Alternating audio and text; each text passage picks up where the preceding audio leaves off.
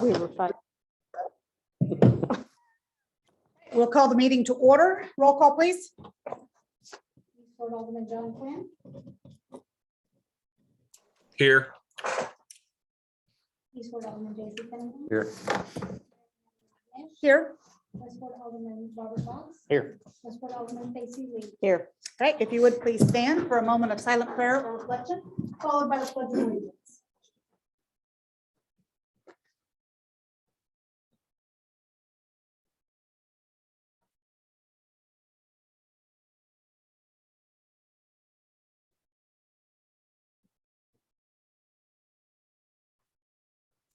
I pledge allegiance to the flag of the United States of America and to the republic for which it stands, one nation, under God, indivisible, with liberty and justice for all.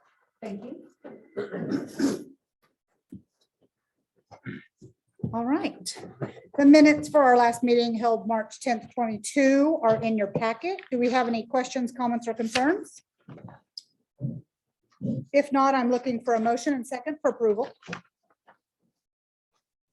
Move to approve. Second. All in favor? Aye.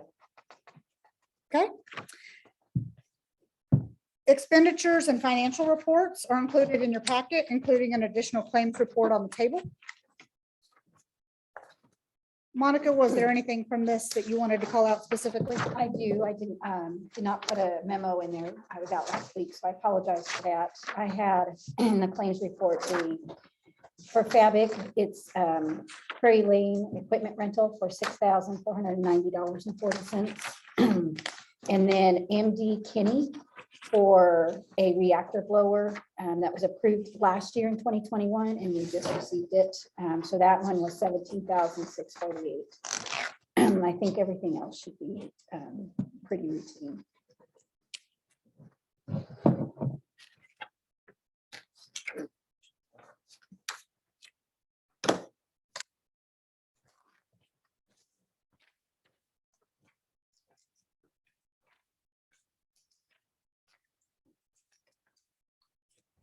Any questions or comments from board? If not, I'm looking for a motion and a second for approval. Make motion. Second. All those in favor? Aye. Aye. Thank you very much. All right, next up is board, committee, and commission reports.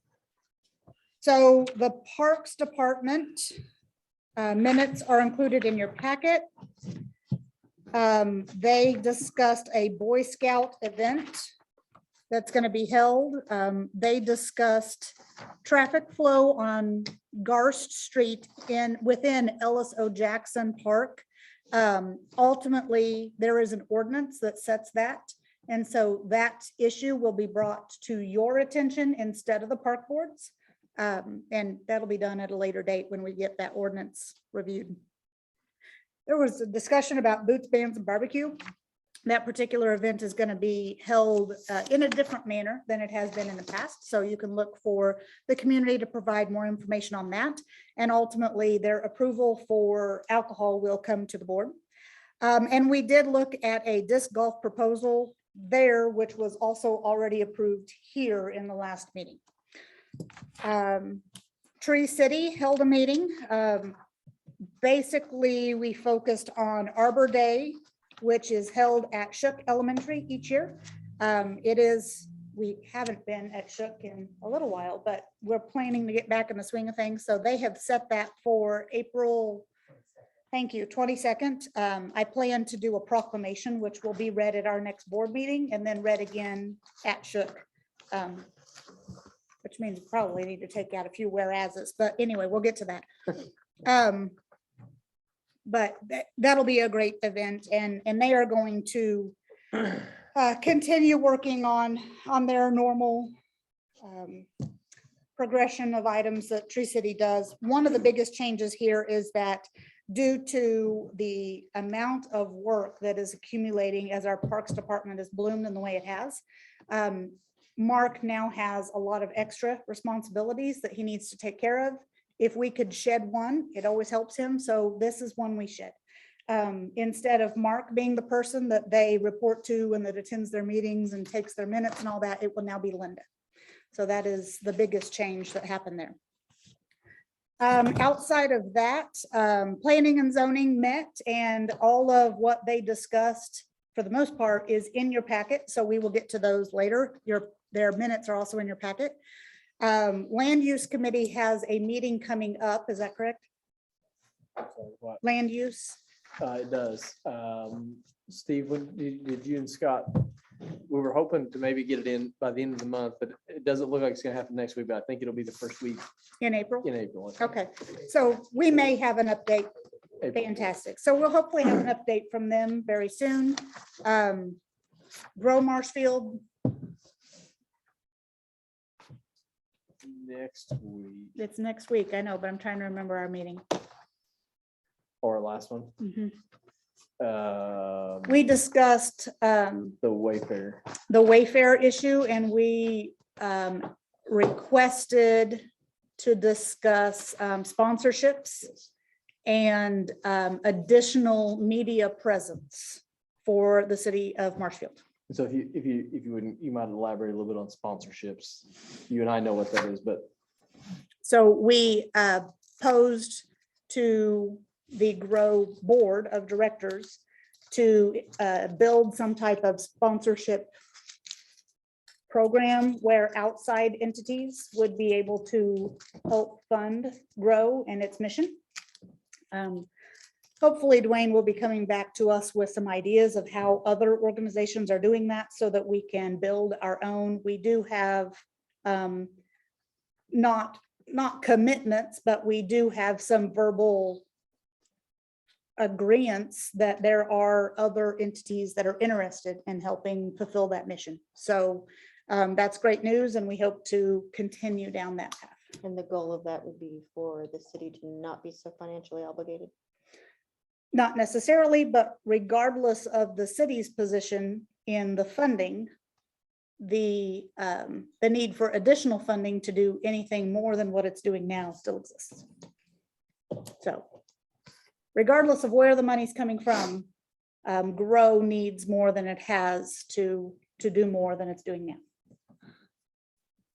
If that makes any sense. Okay. So on to unfinished business. You got here just in time. Prairie Lane project report. So I had requested this because while Stacy and I, she sat here and I sat out there, listened to all of the information that has come across over several years on Prairie Lane. The rest of you have not gotten to see that presentation or that information to understand why every budget that I have been a part of has included a line for Prairie Lane repairs. So I wanted you guys to have that more in-depth knowledge of what this project is and why every year it seems we're back on the same road. And that way, as we move forward in budgets, you'll be able to make educated decisions on whether that's where we need to spend our money. Good. He's pulling it up right now, but I kind of went back and looked at the history since we've been involved. That goes back to 2018. And so I'm going to kind of walk you through that history. And I've probably got way more detail in here than you guys are interested. So I'm going to fly through it really fast. If I'm going too fast, then I can slow down and elaborate on things. But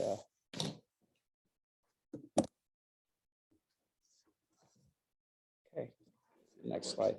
Can I do that with this? I think you can. There you go. There we go. Okay, so the agenda is first, why are we working on Prairie Lane? And then I'll give you a little history of the project. There's been 4 major things that happened. It started with an evaluation of the road, then a design project, and then 2 kind of phases of city self-performed patching programs. And then I'll go through the actual versus planned repairs. And then I'll talk about how much money we spent to date on the project and where that money's went. And then any questions or comments that you have. And so first off, why are we working on the Prairie Lane? there was a lot of citizen complaints about the road, and the road was in bad shape. I don't, whether it's the worst road in the city, I don't know, but it was definitely in bad shape. And so in response to a very vocal set of residents, the city asked us in November of 2018 to perform a pavement and subgrade evaluation of Prairie Lane. And this is from, what are the streets that starts and From stops? Hereford to Washington, Okay. Hereford to 00. So it's about just under a half mile long stretch. And so what we did is, you can kind of see it there where it says Prairie Lane, that section. So what we did is we went out there and did 8 different bores where we tested and saw how thick the asphalt was and then what was under it. And then we also did a pavement evaluation. And so what we found is that 33% of the pavement was failed at that time, and that was at the end of 2018. And then typically what we found was 3 to 4 inches of asphalt and basically no granular base underneath the asphalt, 0 to 1 inches. So basically it was non-existent. And then underneath that was more than 2 feet of unsuitable soil. It's just real bad clay that didn't have any strength in it. And so Just for a reference point, on Elm Street, we required a minimum of 6 inches of base rock, and we put 9 inches of asphalt down. So you can kind of get the gist of why that road was failing. mhm. And so and then we looked at, okay, what are our options? And at this point it was pretty broad. And so we said, hey, we could rebuild the entire road. And then there was a couple different options that we looked at. One is to dig out those bad clays and then put in shot rock. Another one was what was called a geogrid, which I'll show you a picture of that here in a minute. And then we looked at, okay, well, maybe we don't rebuild the entire road. Maybe we repair the failed areas and then do an overlay over the entire road. And then there was another alternative where we would just repair the failed areas. At this time, we didn't have any cost estimates for anything for this. It's just, hey, this is the condition of the road and this is where we're at. And here's some options to do that. And so the city, there's just more details. I don't know that we need to go through that, but we had all borings and lots of detail on what we discovered there. This was that geogrid.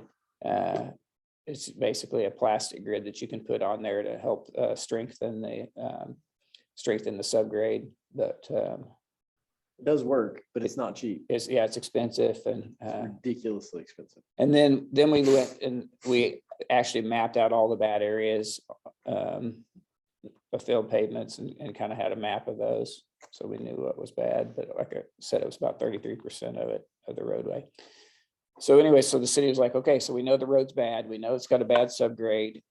So they asked us to design to do a design that would fix the problems that we just discussed, and to bid that and, be involved in the construction phase. And at this time, it was meant to be a contractor type project. We would design it, bid it, and it would be built by a contractor. And so we entered into a contract in February of 2019 to do that. And that, I don't have the exact amount, but it was like $65,000. And that was to design it, bid it, and then do the construction phase engineering. And so we did that.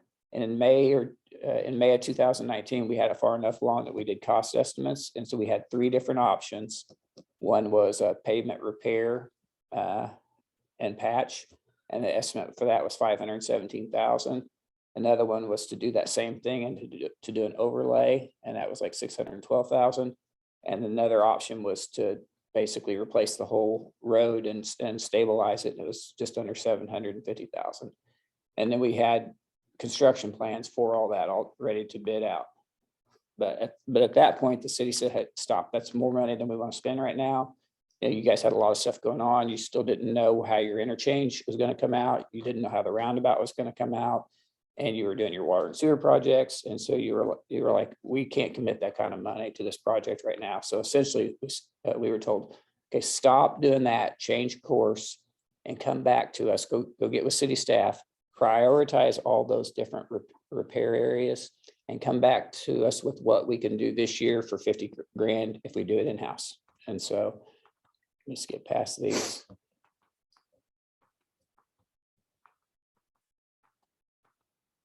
think that's just the plan sheets. For that. Okay, so this is where we're at. So we were asked to work with staff and come up with a $50,000 repair plan. And knowing that that wasn't everything, it's just that's how much they were willing to spend that particular year on it.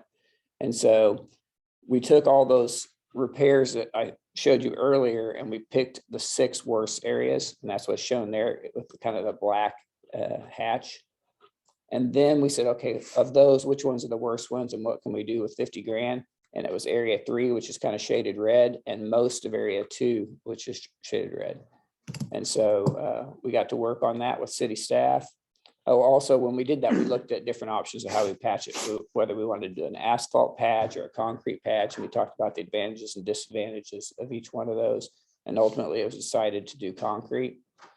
And so to do those 6 at the time, to do those 6 areas with concrete, that we just showed those black hatch, it was estimated that the city, if they use their own staff, could do that for $83,000. And we were asked to do a $50,000 deal. So that was those red areas that I showed you, 50. And then if we were to go back and do all the areas that we had initially found in the original study, it was going to be about $146,000. And then in addition to that, we recommended crack sealing everything that wasn't going to get a patch so that it wouldn't fail as bad moving into the future. So then the city went and did those areas that we talked about, and they came back later in September and asked for money to do the rest of those 6 areas that we had previously identified, which at that time it was estimated it was going to cost about another $32,000, and they got permission to do that. And then I think that you've had, like I said, I don't have all the details of when you were allotted money for future work out there, but I know you've got different allotments over time, just like the mayor said, for that work. So now we can look at what was actually planned versus repaired. And one thing I'll say is that it's deteriorating fast. You know, what we found in 2018, it seemed like every year it was just failing and failing faster. So it was getting worse. And so the city would go out there and work on it in an area, and it would be maybe the size of my notebook when I first identified it. By the time they got out there and worked on it, it might have been twice that size. And so they had to do bigger areas than what they'd anticipated. Plus the construction equipment on that accelerated the failure too. So, but anyway, John, he's not here tonight, but John went out and he did drone flights with this. And so that was pretty helpful today in figuring out where we're at. So I can kind of show you this. You can see this is on. This is looking from Hereford, looking south. Yeah. So this is the north end. You can kind of see right at the intersection, there's still an area that's bad. And if you look down further, you can see that kind of wider area. That's an area that has had the patch. And here you can kind of see it. If you go back to that first picture real quick, Mel, just to point out that dark place that you see down at the bottom. So that's where that road is really bad, alligator down, and where it had some mud pushing through. And so rather than digging that out and doing the full depth subgrade, we've went in there and we've just skim coated that just to get it, just so that there's not a big rut there. That's what that's what a lot of these other places look like. So that's where the complaints were, because when you skim coat it like that, it's a very temporary fix, but then it starts unraveling and it starts kicking gravel down through there. It's rough. And it is very rough. And so we know that it's a temporary fix, but you see the overall cost. So sometimes you just have to make an improvement, even if it's not the improvement you want. So anyway, as we move south, you can see those new areas where they have patched and where they haven't. So you can't really see the failed areas because we're not zoomed in enough, but you can definitely see where we've worked and where we haven't worked going down through there. The other important thing to remember is so stop right there on that one, is that the road was flat. I mean, it was flat from one side to the other, no crown in it whatsoever. And so you had no subgrade underneath of it. You had very thin asphalt, but then, I mean, no crown. Yeah, so water would just stand on it and Just sit in it, and it couldn't get out of the gutter. It couldn't get it just sit on the road. So like what Mel's talking about, you see there in the middle where that one car is parked and you see, you can kind of tell it's different. There's one little square that's different color. That portion there is still asphalt. The rest on both sides of that is concrete. There's nothing wrong right now with that piece. Other than if you drive out through there and you drive down the road, when you get there, you'll go down and then you'll come right back up in that square, because in the concrete, we built a crown. Well, then you have to get back down to the asphalt. You have to get, I mean, that one square right there might cost us $6,000 to $10,000. So if you get a complaint, well, it's rough. They didn't do it all. They didn't. Well, if you go out there, you'll find no cracks in that asphalt. At some point you will, but we didn't sign, the board's direction at the time was not to do a full replacement. So you will see that. And so do we know that? Sure. But that $10,000, there's still other holes out there that need to be fixed and other places in town. So I took John's drone footage, and from that, I could compare that to what we'd originally planned. So I'm back to the same exhibit that we saw earlier. So those black hatched areas were what was originally planned, and then those pink shaded areas are what's actually been done. So you guys have done a lot. There's still areas out there that were identified as damaged during the first study, but you guys have done 5 of the 6 areas that were identified, and you've done a lot more just because the road kept falling apart. You can see it there. And I didn't calculate a percentage of the road that is done, but you've probably done close to 50% of the road, I'd say. And then what we spent today is this on the left is a spreadsheet that Monica put together, and it's a total of $215,575. And so you can look at that in detail, but I kind of broke it out in more easy to understand categories. So the first thing was that road evaluation that we did, where we went out and drilled the 8 boreholes and then analyzed the pavement for failure. And that was a $6,300 deal. And then Great Rivers services to design, bid, and construction phase services. That was originally $65,000. We didn't spend all that because we changed course. So we only spent a little over $40,000 of that for our involvement on this so far.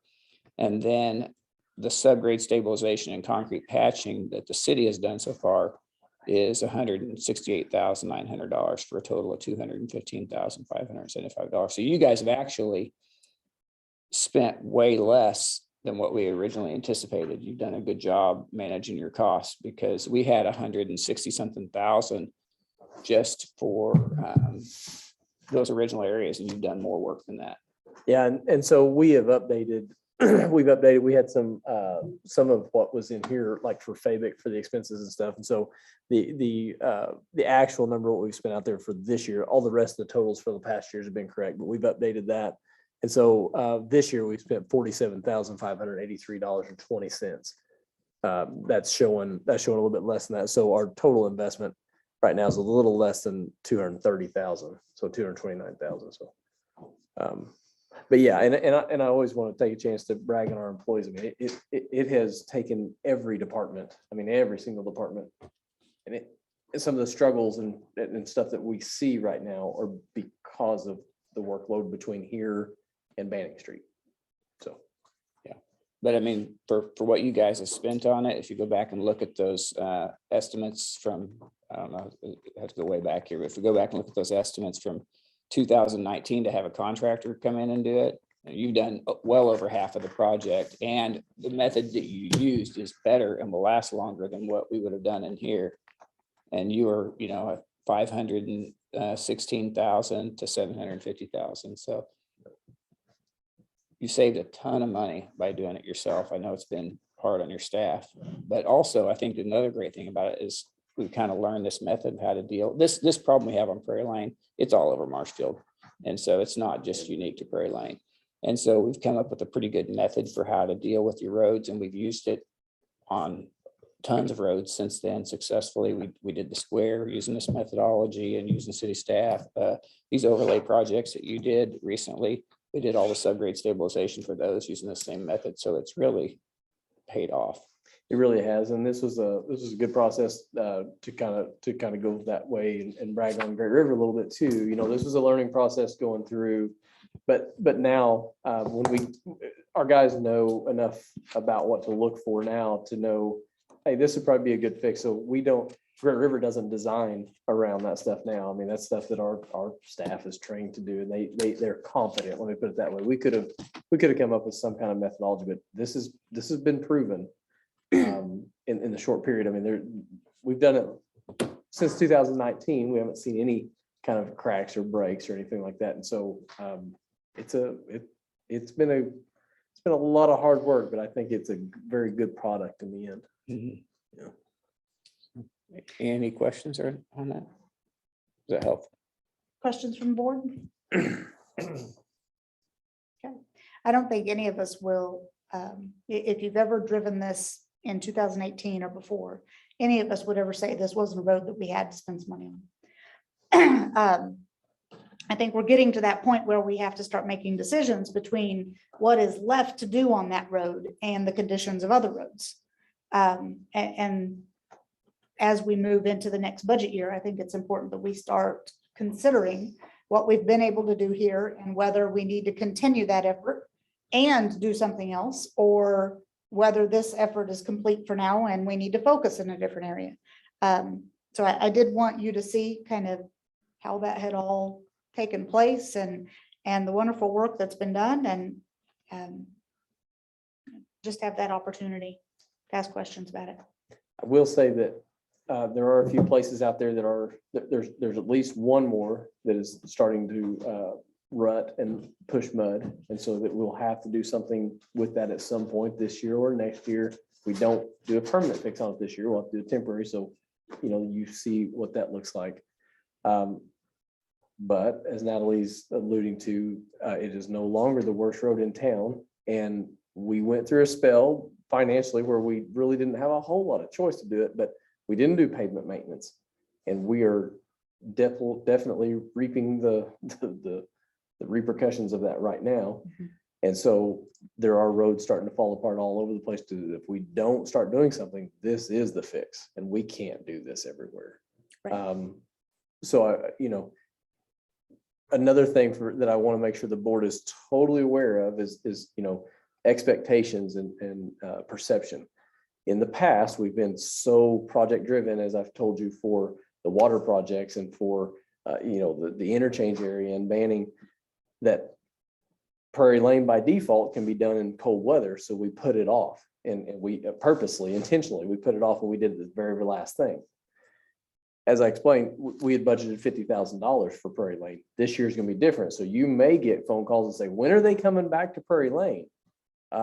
Unless those holes fall on through, or unless the board gives staff direction, you won't be back until 2023, if funds are budgeted for 2023. So if you get those questions, we allotted $50,000 out there. And so since 2019, we've always done it October or later. We had some other projects wrapped up and we were already in Prairie Lane mode. So we just continued on, and we've already spent the 50. So if you get those type of questions, now you have the education of why and what we're doing. And unless you guys want to authorize more money, not there tonight, but we're done with Prairie Lane for 2022. Right. It's the number one road I seem to get phone calls on. I'm not exactly sure why. There are other roads to complain about. For sure. Probably citizen involvement. Could be. Probably, and it's concrete. I mean, it's not drive down Spur Drive, and that was done by a multi-million-dollar a year contractor, and it's not smooth. That out there is not smooth. We've been asked, well, okay, this is great. When you come back and overlay it with asphalt? Mhm. We're not. What do you mean? We're not. You know, the speed limit is 30. Shouldn't be a big issue out there anyway. So we've gotten those type of complaints. That little square that I was talking about, Mhm. we only did part of the road. Yeah, you're right. We only did part of the road, but there's that $10,000 goes a long ways when we're talking about You talk about widening North Marshall where we did there at the intersection. That was about $8 grand. So you kind of put it into put it into perspective and you go, huh, that one square, there's nothing bad, but yet we could go to another intersection and kind of have a happy medium. Yes. That's why we jump around a little bit, is to take care of that. Okay, any other feedback from board? I think they've done a great job. They have. Thank you, Mel. Thank you. I really appreciate it. All right, our next agenda item is our water and sewer rates. So these have been discussed, mulled over, looked over, it's been in the packet for a while, so we are at this point ready for passage. Are there any comments, questions, or concerns at the board level on any of these ordinances? Okay, each one is a bill, so it will have to be read twice, and we will have to wait for John's response on Zoom as well. So bill number 2022-05, an ordinance amending section 700.010 of the municipal code of the city of Marshfield, Missouri, being a section on combined waterworks and sewer system. Move to approve. Second. Roll call.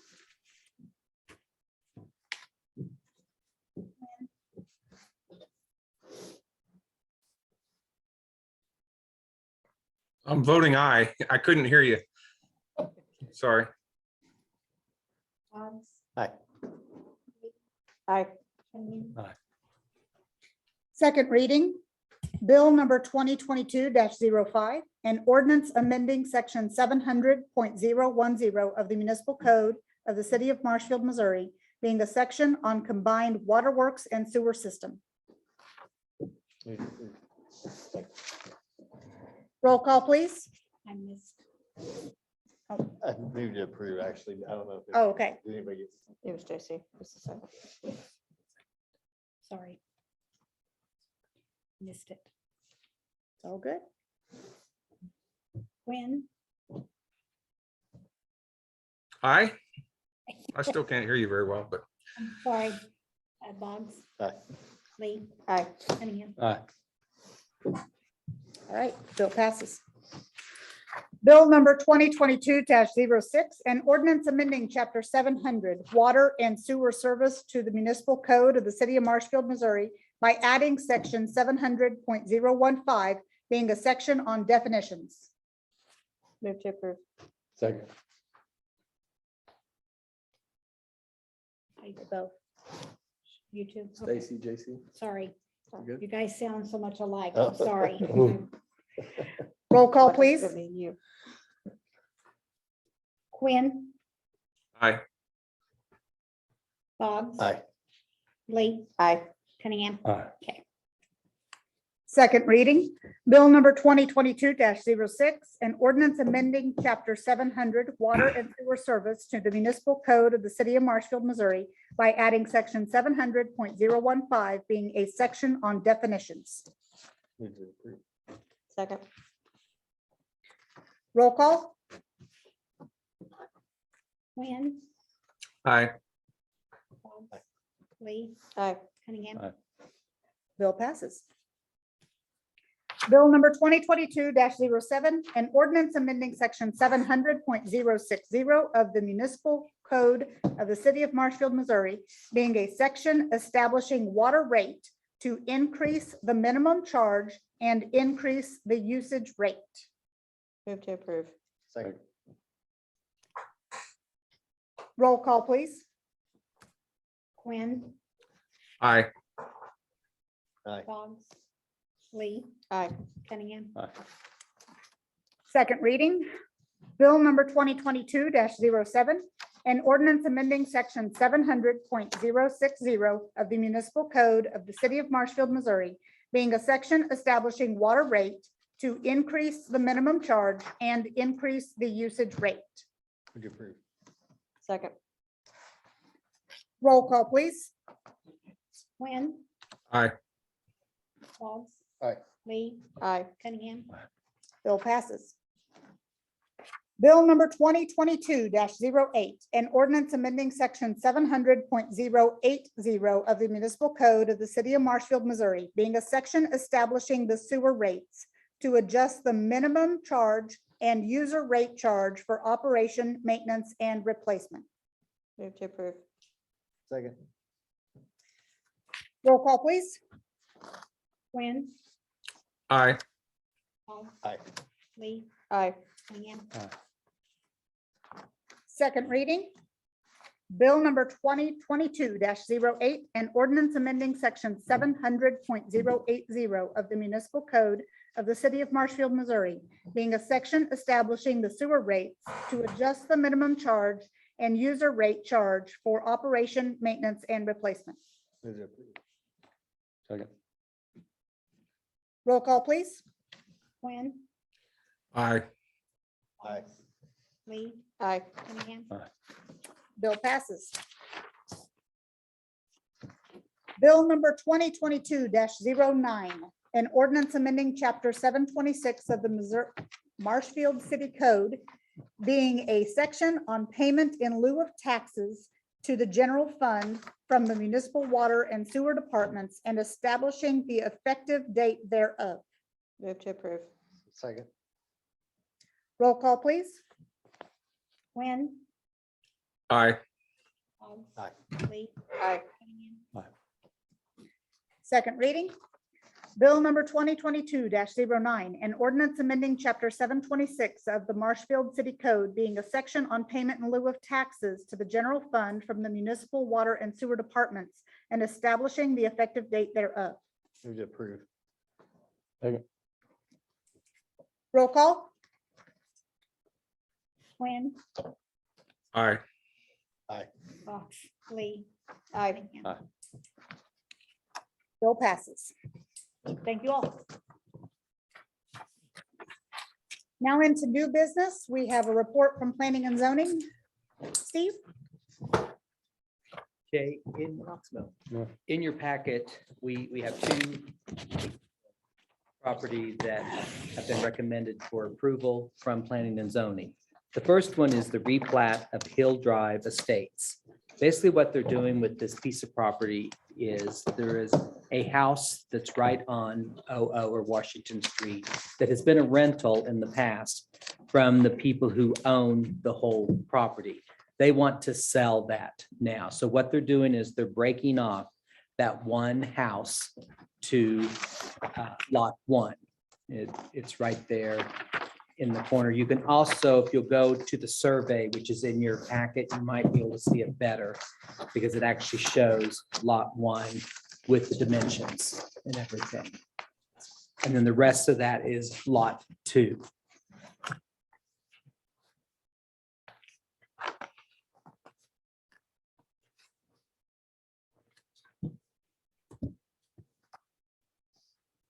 Do you have any questions on what you're looking at there?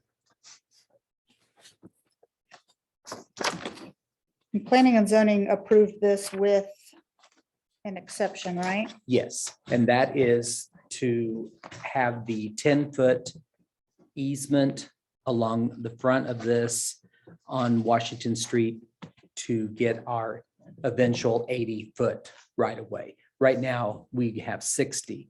And so with the 60, you need 10 from both sides. So we asked this property owner for the 10.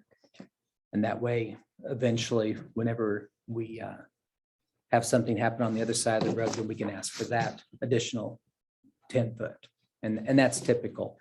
The one thing that they also asked for was the variance on the 10-foot utility easement along the rear of the property. And the reason they did that was because number one, I asked Richard if it was needed. He said no. And number two is because the utilities are out in front of this, and there is a utility easement along the east. And there's a utility easement along the west of this property. So it was not needed.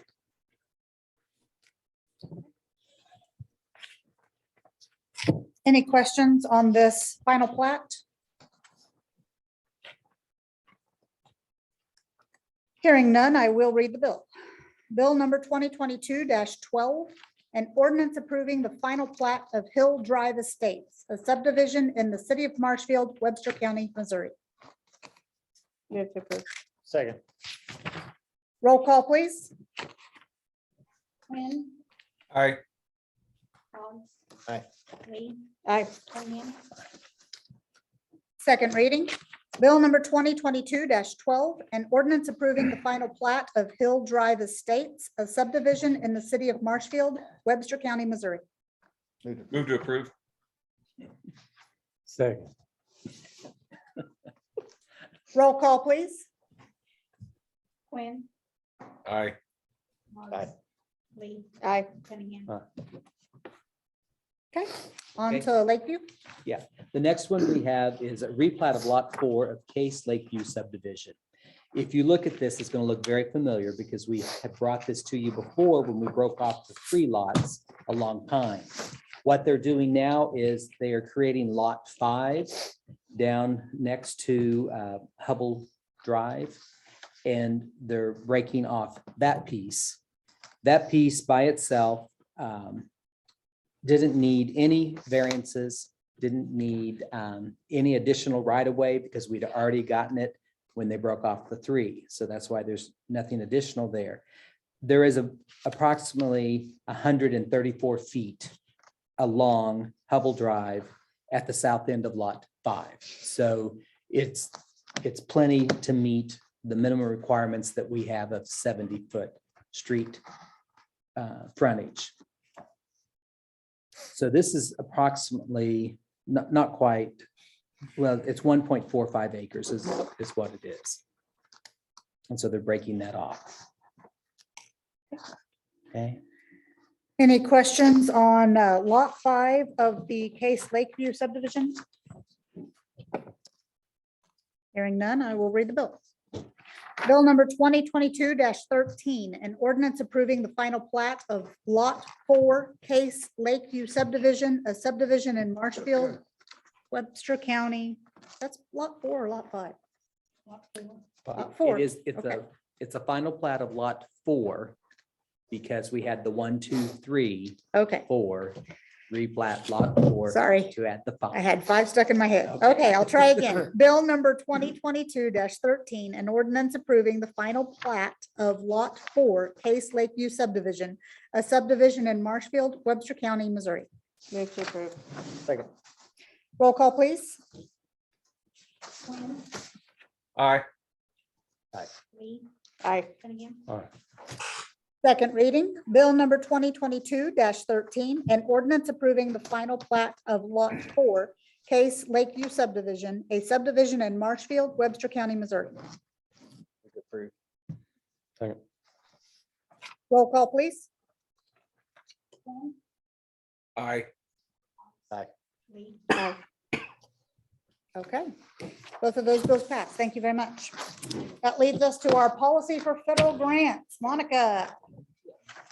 Well, we have received money through the ARPA fund. And then we've also had the SRF loan that sets us over the threshold of $750,000 for federal grants, which requires us to have a single audit. And one of the requirements on that is that we have an internal control policy and we have a grant policy. The grant policy will be coming back next meeting, but this is the internal control policy. Most of this is really just what we do internally, what we are already doing. It's just our procedures that we're doing to segregate duties, to make sure our assets are all safeguarded, and then the back part of it is a matrix to kind of be able to, as an auditor or as the board members or as the public can come in and gauge how well we're doing. They can look at that.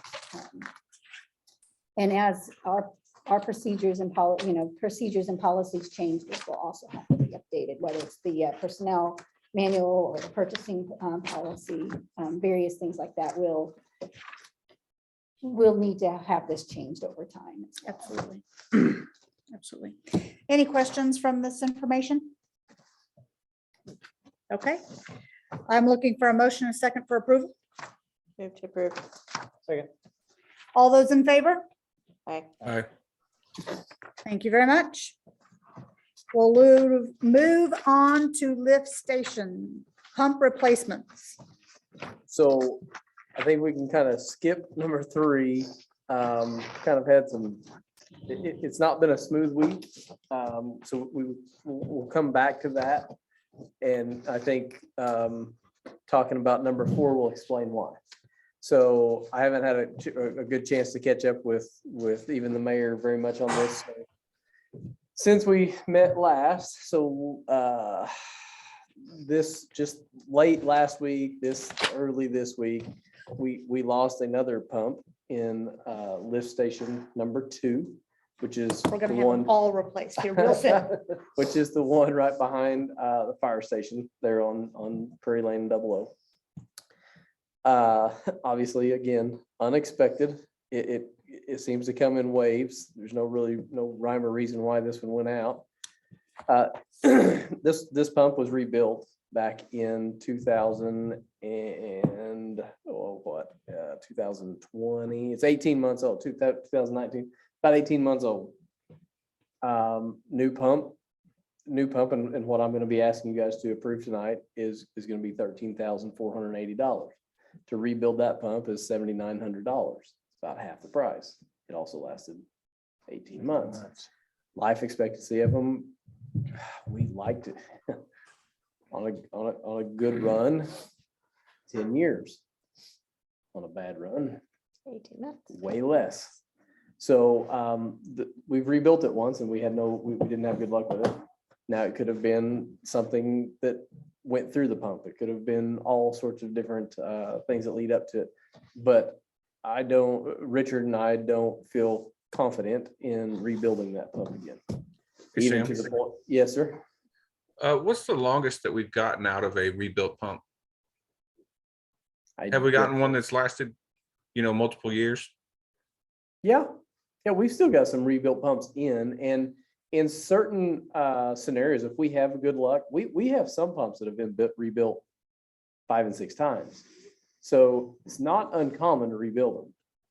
But I will tell you that it's not real common for them to go back out after 18 months. And so I don't have a whole lot of faith in rebuilding this one after 18 months. So you And think so- something specific with that pump caused it to go out? I do, because there's nothing leading to it. There was nothing hung up. The vein still looked fine. There was nothing in the volute. There was nothing busted in the housing. I don't know. I don't know why it went out, but it did. And so staff's recommendation is going to be for you all to approve the purchase to buy a new one.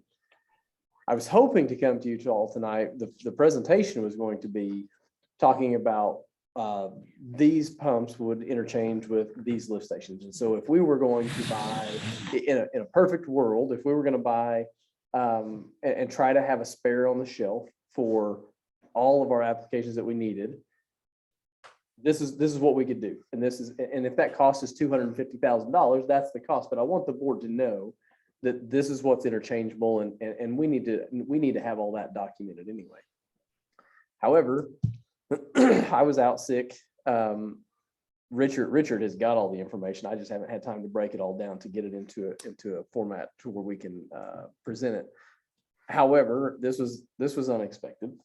So we currently don't have any spares on the shelf. We were sitting in a very good position, and we had 2, maybe even 3 on the shelf. We have 0, and now we're down 1. So that's how quick it can change. So with that being said, I've got the bids here in front of me, and Natalie and I have talked, and I think it's important for you guys to understand what we're asking for is for a sole source purchase tonight, due to the fact that what is in there now is a Myers pump. You can change the brand of pump, but when you change the brand of pump, if they don't match right up, I don't know if you guys remember, but these pumps sit on rails. And so they go down and you hook them up and you slide them down on these rails and they seat at the bottom. So we've got a price for a Myers pump and we've got a price for a KSB pump. Those are the two most common pumps that we use in that size. And this is from our vendor, that they're the dealer for these type of pumps. If we change over to a KSB, or if we change over to a Homa or to a flight pump, there's other plumbing that has to be changed. Sometimes there's a reason to do that. In this, there's not. The last time we did that, we spent another $2,500, $3,000 changing all the plumbing. And it was because of the lead time. It was because of how much time it was going to take us to get the pump. Lead time on this one, remember, I don't think it was all that long. Richard told me today, and I'll be honest, it usually says on these, but I do not remember. But nevertheless, we're down to one pump on that one, and it really puts us in a bad position not to have that. At a future meeting, hopefully the next one, we'll be able to talk about the pumps that are interchangeable. Hopefully we won't have any other issues pop up. I will tell you though, that this basically yesterday, you could say a couple days ago, but yesterday we found that a blower at the plant went out. This is the small blower that we have had nothing but trouble with since we put it in. It's been replaced once. It has not been a good process. We have a spare big pump that just came in that you saw tonight. We have a spare pump, blower and a motor to go back in it. We would have to do some modifications.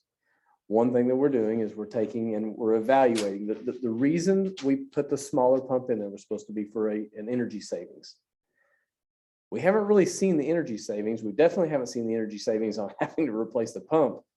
This would be the second time in 2 years, 3 years. And so we're looking at that and looking at what the energy savings are. The challenge in that though is that the smaller blower will not keep up. That's the one that puts the oxygen into the tanks.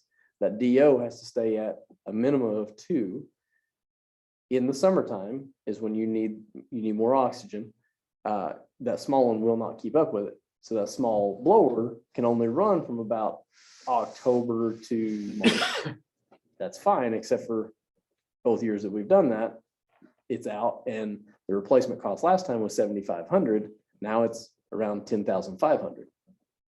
So what we're looking at to see if there's enough cost savings that we would recommend buying another small one, or see if we just want to flop back over and put that big one back in, and then budget for a spare that would be interchangeable among all 3 blowers. The blowers are the life of the plant. I will also tell you that it has not been a smooth run lately, not just in the lift stations, but in the plant as well. This blower being one, but we have also had some kind of incident or something passed through the plant that the plant has not agreed with. And so we are having a little bit of trouble with some operations. These blowers are the one thing that keep the oxygen and the food to the actual bugs that are there. And so I just can't understate how important they are.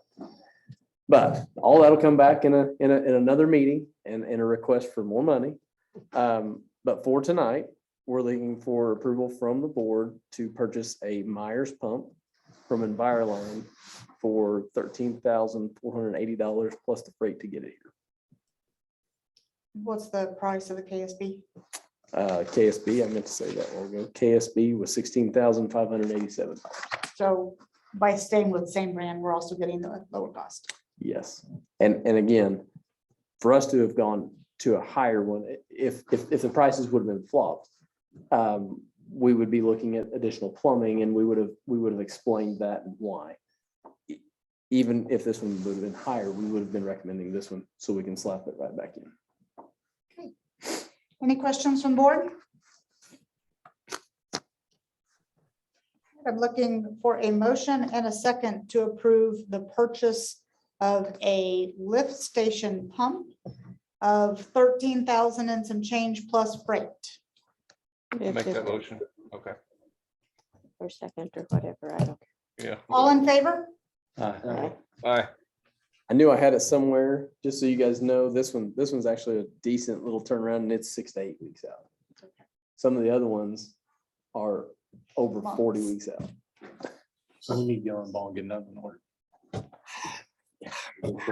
I don't know, right? I've, since I've been dealing with the sewer department, I've struggled with that. Do you or do you not?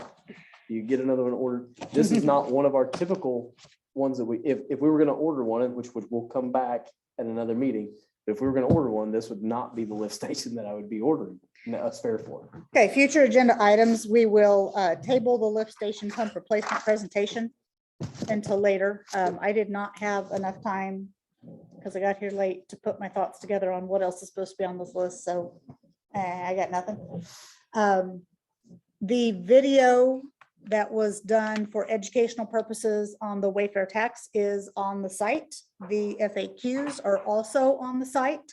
I encourage you to share. I encourage you to talk about it as you feel comfortable. I encourage you to be people in connection with me or others if you feel more comfortable with that. There have been a meeting at Rotary with this. We have met with the Chamber of Commerce with this. Have you met with the senior center on that? I have not. Have not, okay. So anyway, there is definitely some movement going, but most of the educational material won't really build until right close to the actual date of election. Anything else? I looked at our list. I knew you were running. I looked at our list. There's not really a lot pressing that's on the books to come back, except for again, that reactor blower. We'll bring it back, but then Mark is still working on that disc golf contract, Okay, and so that will be coming back to you as well. okay. I'm looking for a motion to adjourn. So moved. All in favor? Aye. Thank you, John. I hope you get to feeling better. Oh, me too. Yesterday was rough.